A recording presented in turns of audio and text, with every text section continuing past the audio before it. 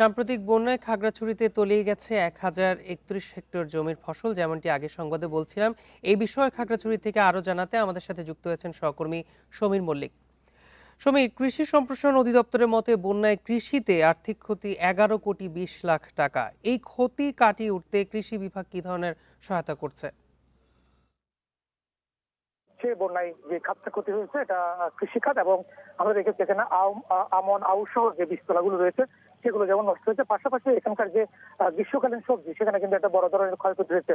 আপনি আমার পেছনে দেখতে পাচ্ছেন এখানে কিন্তু অনেকগুলো জায়গাতে কিন্তু এখন একেবারে যে আমনের যে চাষ হয়েছে সেটার উপরে কিন্তু ইতিমধ্যে মাটির স্তর পড়ে গেছে, এবং এখানে কৃষিখাতে যে পরিমাণ ক্ষয়ক্ষতি হয়েছে এটিতে প্রায় 11,20,00,000 টাকা, এবং পাশাপাশি 7,346 জন কৃষক কিন্তু ক্ষতিগ্রস্ত হয়েছে বলে কৃষি বিভাগের পক্ষ থেকে আমরা জানতে পেরেছি। এবং পাশাপাশি এটার কিন্তু প্রভাব কিন্তু ইতিমধ্যে বাজারে পড়তে শুরু করে। যে সমস্ত গ্রীষ্মকালীন সবজিগুলো কিছুদিন আগে 50-60 টাকায় বিক্রি হতো সেগুলো কিন্তু এখন 130 থেকে 120 টাকা পর্যন্ত বিক্রি হচ্ছে। এবং কৃষি বিভাগের পক্ষ থেকে যে বিষয়টা আমাদেরকে কৃষি সম্প্রসারণ অধিদপ্তরের যিনি উপপরিচালক রয়েছেন নাসিরউদ্দিন চৌধুরী, তিনি বলছেন ইতিমধ্যে কিন্তু ক্ষতিগ্রস্ত কৃষকদের তালিকা করে তারা কিন্তু মন্ত্রণালয় এবং উদ্যোজন কর্তৃপক্ষের পাঠিয়েছে।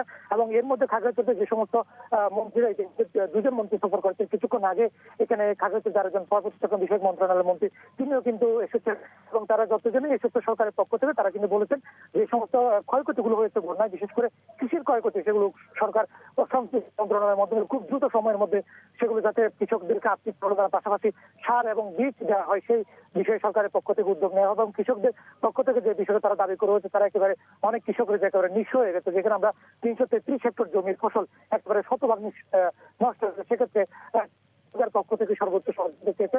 সার বীজের পাশাপাশি যাতে আর্থিকভাবে প্রণোদনা দেওয়া হয় সেটিও কিন্তু কৃষকদের পক্ষ এবং সরকারের পক্ষ থেকে বরাদ্দ পাওয়া সাপেক্ষে সরকারি সহায়তা সেটি কৃষকদের কাছে পৌঁছে দেওয়া হবে বলে কৃষি বিভাগ থেকে জানিয়েছে। বন্যায় ক্ষয়ক্ষতি নিয়ে খাগড়াছড়ি থেকে জানাচ্ছিলেন আমাদের সহকর্মী।